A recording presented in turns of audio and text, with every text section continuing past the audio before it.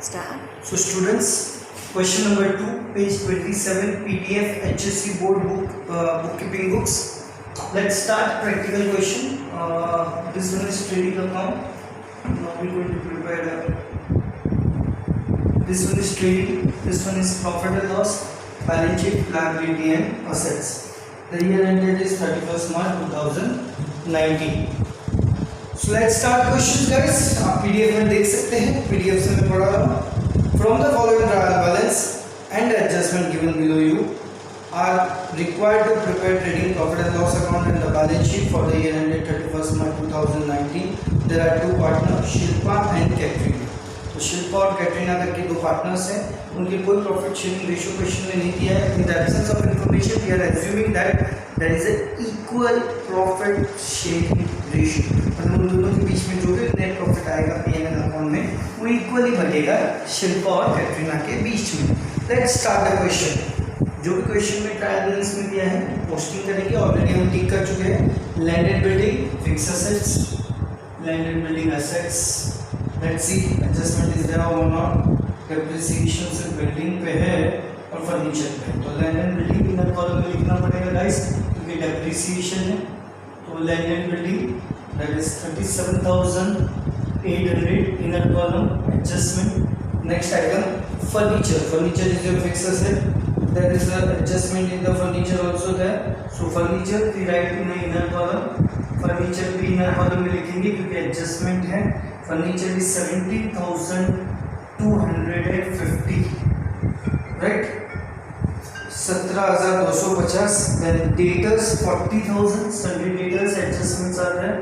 So there is a 40,000 adjustments are there. 40,000. Guys, opening stock trading account debit side as usual हमारा हर question में opening stock fix होता है. Opening stock 40,000 rupees. Then next item sundry debtors 40,000 already लिखा. Sorry, opening stock 65,000 है. लिखने में गलती हो गई. Bad dates. Whenever there is a bad dates, you should write the whole formula of bad dates. Bad dates. Add new bad dates. Add new RTD.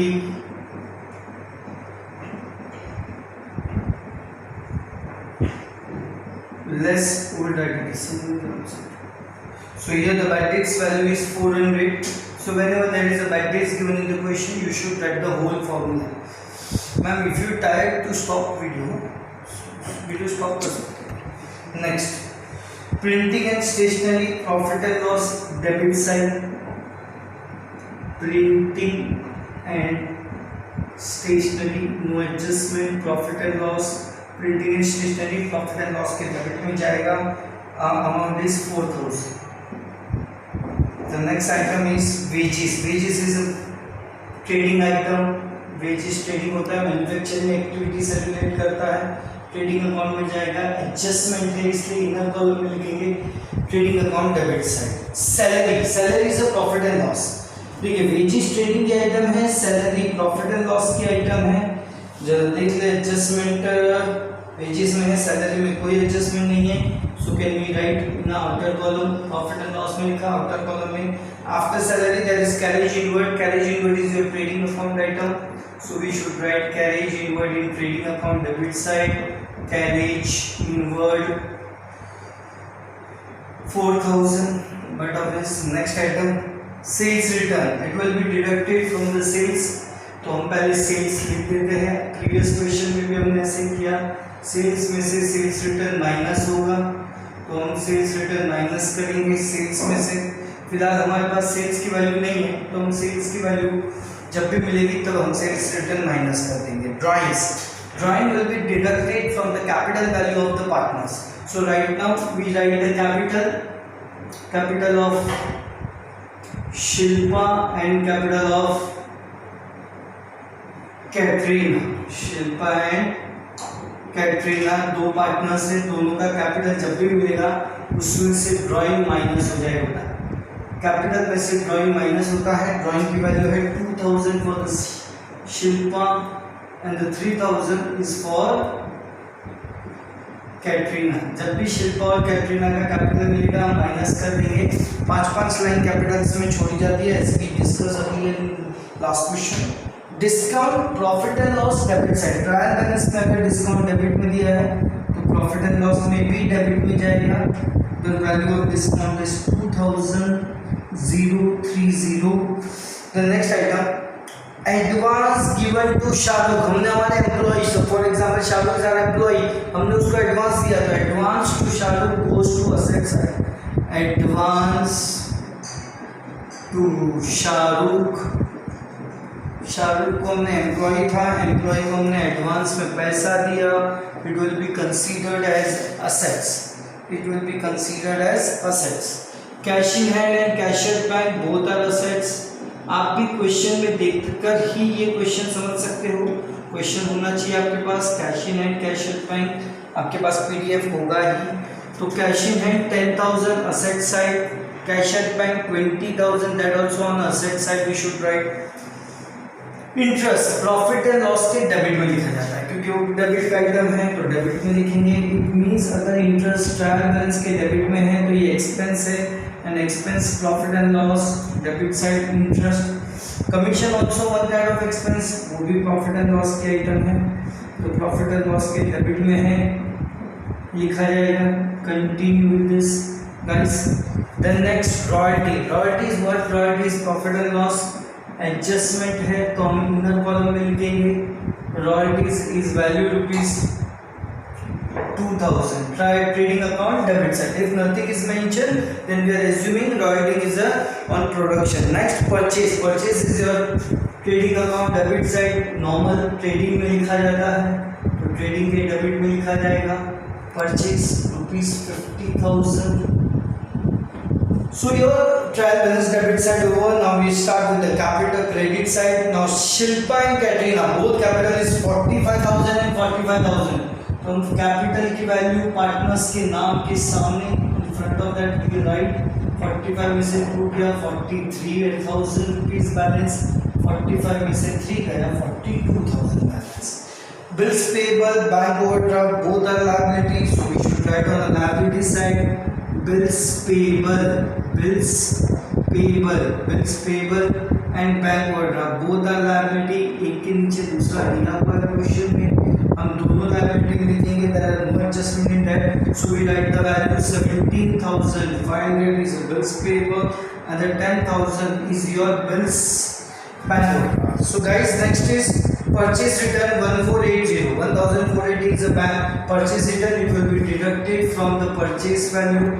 Purchase return purchase में से less होगा, purchase return 1480, so your answer is 48,520.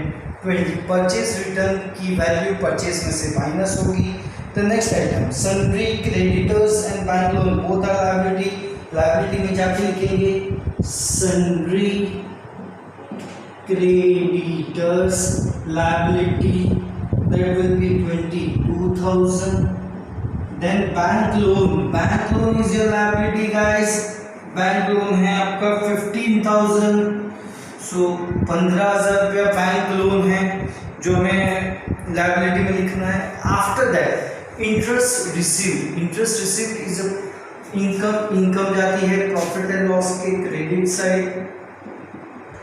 Interest received profit and loss की credit side में जाएगा 1,500.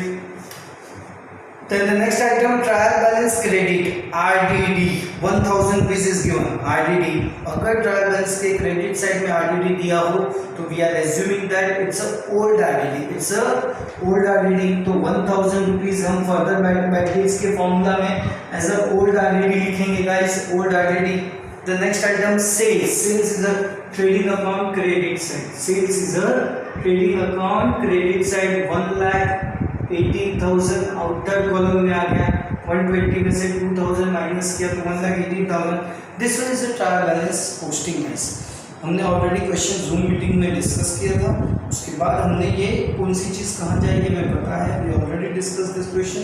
and after that just we learn how to post in format. Now the next adjustment, the adjustment start. First adjustment, stock in hand, it means closing stock 58,000. Closing stock, two effect. First effect guys, trading account credit side, very good, everyone knows this thing, excellent guys. Closing stock 58,000, trading account credit side, first effect. And the second effect is balance sheet asset side guys. Closing stock 58,000, closing stock 58,000, balance sheet asset side. The next item, outstanding expense, royalty and wages. So whenever there is outstanding, it will add to expense. Outstanding क्या किया जाता है, expense में add होता है. तो एक तो पहले तो हमारे पास दो चीज़ आउटस्टैंडिंग है, एक रॉयल्टी और एक वेजेस. दोनों चीज़ें हम ऐड करेंगे. वेजेस में वेजेस का आउटस्टैंडिंग पार्ट ऐड करेंगे. वेजेस का आउटस्टैंडिंग पार्ट है 800, तो आउटर कॉलम में आ गया 3800. रॉयल्टी का आउटस्टैंडिंग पार्ट है 1500, तो इफेक्ट आ गया 3500. अब ये दोनों आउटस्टैंडिंग हम लायबिलिटी में जाके लिखेंगे. Outstanding royalties and wages. Royalties का आउटस्टैंडिंग 1500, वेजेस का आउटस्टैंडिंग 800, तो total value 2300 guys. Next adjustment, salary paid in advance to staff. Salary paid in advance to staff. Advance salary. मतलब अब हमने तो सैलरी को आउटर कॉलम में लिखा है. There is an adjustment in the salary. So we can, हम easily, देखो ऐसी मिस्टेक्स नॉर्मल, बच्चे कभी कभी आप लोग लाइन छोड़ना भूल जाते हो. तो मैंने हम अगर कभी लाइन छोड़ना भूल जाते, हम इस चीज़ को यहाँ से कट कर देंगे और उसे नीचे वापस लिख देंगे salary 5000 and then advance salary is minus. Advance salary हम क्या कर देंगे, माइनस कर देंगे. याद रखिए हर चीज़ का सिंपल सॉल्यूशन निकल सकता है, आपको कुछ इतना डिफिकल्टीज नहीं होगी. हमने ऊपर से सैलरी को कैंसिल कर दिया, उसे नीचे एडवांस सैलरी करके लिख दिया. 5000 में से 2000 माइनस हो गया. It will B right on outer column. Normally ऐसा होना नहीं चाहिए, आपको मालूम होना चाहिए कि किसमें एडजस्टमेंट है, तो हम लोग इजीली उसके लिए इनर कॉलम में लाइन लीव कर सकते. पर अगर ऐसा हो भी सकता है तो इजीली आपको जस्ट कट करना है, उसे वापस से लिखना है. उसी के ऊपर राउंड अप कभी करना नहीं है. अमाउंट के ऊपर राउंड अप करोगे तो आप गलत कर देंगे, सीधा कैंसिल हो जाएगा, क्रॉस हो जाएगा. तो सैलरी 5000 में से 2000 एडवांस थी, इट विल बी डिडक्टेड हो गए. एडवांस मतलब प्रीपेड. और the second effect is balance sheet asset side. Balance sheet asset side. Second is balance sheet asset side. वापस से सैलरी में से एडवांस सैलरी हमने माइनस की. Advance means prepaid. Next adjustment guys, provision for bad debts 1000 and 3% is the new RDD. देखिए ये debtors है. Debtors में सबसे पहले न्यू बैड डेट्स 1000 रुपीज़ दिया है. Provision for new bad debts is 1000, वो हम माइनस करेंगे less from debtors.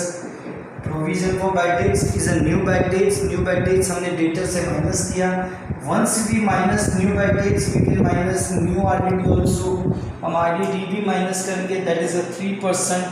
3% new RDD कितना होता है गाइस, तो न्यू आरडीडी होता है 3%, 39,000 इंटू 3%. 39,000 into 3%, so 101010 390 1170.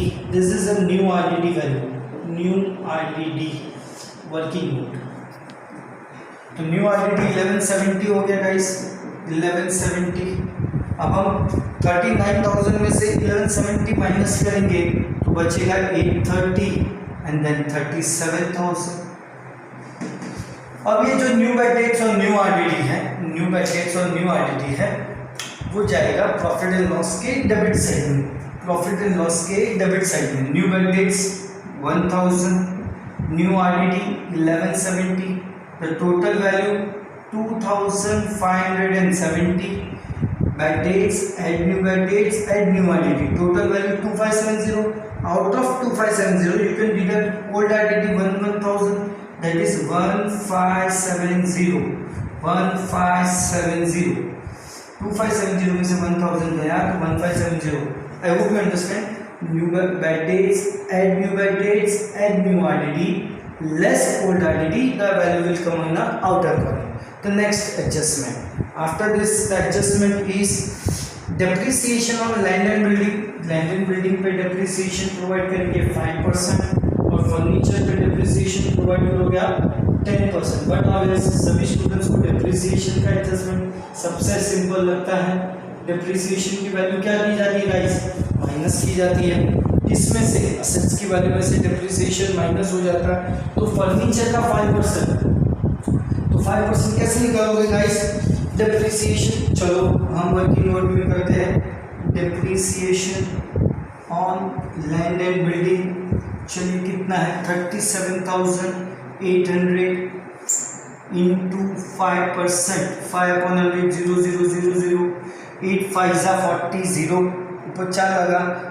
7 5 जा 35 plus 4 39 का 9 लगा ऊपर 3 3 5 जा 15 और 3 1890. That is land and building. 1890 हम land and building में माइनस करेंगे. That is the value of depreciation guys. अब 10 बचा 9 2 और 35. अब फर्नीचर का 10% बहुत ही सिंपल है. 17,250 में से 10% इसी निकालोगे 1725. सीधा 1 0 कट कर देना है. 5 5 10 1 2 3 5 7 और 5 12 1 2 15. So once you deduct this depreciation, the value of depreciation कहाँ जाएगा? प्रॉफिट एंड लॉस के डेबिट साइड में depreciation, land and building and plant and machinery दोनों का depreciation का सेकंड इफेक्ट कहाँ जाता है guys? It will be furniture दोनों depreciation का सेकंड इफेक्ट कहाँ जाएगा? प्रॉफिट एंड लॉस के debit side. Land and building का depreciation कितना है? 1870 हमने कैलकुलेट किया वर्किंग नोट में. और ये सिंपल था 10%. 1725 दोनों को ऐड करके आउटर कॉलम में ले आइए बेटा. 8 7 15 1 3 5 9 5. So guys, here your account is over. Now you are going to tally the questions. Simple है. सबसे पहले हमने प्रीवियस क्वेश्चंस में भी देखा कैसे टैलिएशन किया जाता है. बहुत ही सिंपल होता है. बस आपको एडजस्टमेंट्स बाय याद होनी चाहिए और ट्रायल बैलेंस की पोस्टिंग याद होनी चाहिए. कौन सी चीज़ कहाँ पे पुट ऑन होती है, कौन से फॉर्मेट में कहाँ लिखी जाती है. सबसे पहले हम ट्रायल बैलेंस के क्रेडिट का टोटल करेंगे. 8 और 8 16 1 1 2 और 5 7 176 टोटल हो गया. हमने क्रेडिट के टोटल को डेबिट में लिखा गाइस. हम क्रेडिट से टोटल उठा के डेबिट में लिखेंगे. सेम वे सबसे पहले डेबिट का टोटल करके ले लो साइड में. 5 10 18 820 820 होने के बाद 1 6 8 14 3 17 4 21 3 24 2 6 8 4 12 1,24,820 टोटल आ रहा है. और हमारा ये डेबिट का टोटल हो गया. क्रेडिट का टोटल आया 1,76,000. अब हम माइनस करेंगे तो हमारा ग्रॉस प्रॉफिट कितना आएगा? ये 180 आया. 5 में से 4 गया 1 6 में से 2 गया 5 51,000. This is your gross profit. Means from credit के टोटल से डेबिट का टोटल हम क्या कर देंगे? माइनस करेंगे. ट्रायल ट्रेडिंग अकाउंट के क्रेडिट के टोटल को सेम इधर लिख देंगे डेबिट में और ये माइनस कर देंगे सब टोटल. तो हमारा आंसर आएगा 51,180. This is your gross profit guys. This is your gross profit. By gross profit good कहाँ जाएगा? प्रॉफिट एंड लॉस के डेबिट में जाता है बेटा. ट्रेडिंग के क्रेडिट का ग्रॉस जो बैलेंस बचेगा ग्रॉस प्रॉफिट वो कहाँ जाएगा? प्रॉफिट एंड लॉस के डेबिट साइड में जाएगा. 51,180. अब क्रेडिट के टोटल को फिर से एक बार करेंगे गाइस. कितना होता है देखते हैं. चलिए 680 एंड 52,680 आ रहा है बेटा. 52,680 क्रेडिट के टोटल को डेबिट में करेंगे गाइस. लिख देंगे.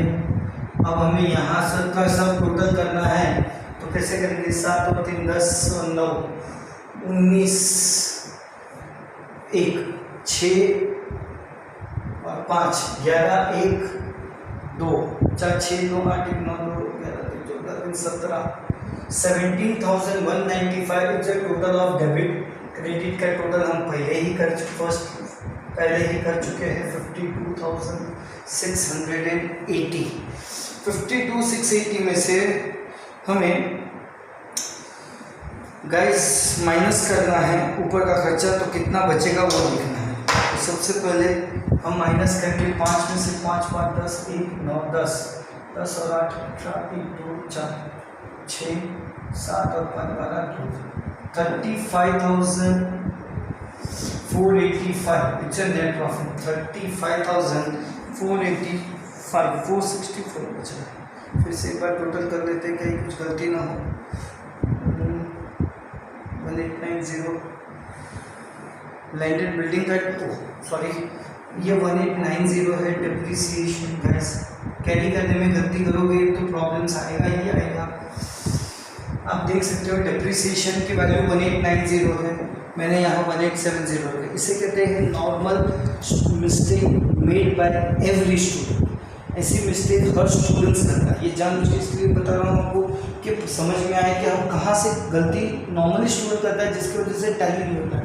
फर्स्ट डिप्रिसिएशन जो 1890 था वो मैंने यहाँ पे 1870 लिखा। मतलब जब हम वहाँ से डिप्रिसिएशन कैरी करके यहाँ लाते हैं या वहाँ से एडवांस यहाँ से प्रीपेड या आउटस्टैंडिंग कैरी करके हम जब दूसरी जगह ले जाते हैं एडजस्टमेंट में, तब हम वैल्यू लिखने में अगर गलती करते हैं तो हमारा आंसर नहीं आता। फिर लास्ट में 25 50 100 200 500 1000 2000 की वजह से टेंशन रुकता है। और जब रुकता है तो हम ऑलवेज भी ऐसा फील करने लगते हैं अरे मुझे आता नहीं। ऐसा नहीं होता है दोस्तों, बहुत ही सिंपल होता है। हमें बस कॉन्सेंट्रेशन लेवल कंटिन्यू रखना चाहिए। हम यहाँ से अगर कभी गलती से टैली ना होते हुए ऐसा हो तो हमें चीज़ें कैरी करनी चाहिए। क्योंकि हमने बैलेंस शीट से उठा के पीएनएल में क्या ले गए, ट्रेडिंग पीएनएल से उठा के क्या बैलेंस शीट में ले गए, हमने प्लस माइनस में कहाँ गलती की है। इन चीज़ों को अगर हम इम्प्रूव करेंगे तो ऑटोमेटिकली हमारी गलती होना बंद हो जाएगा।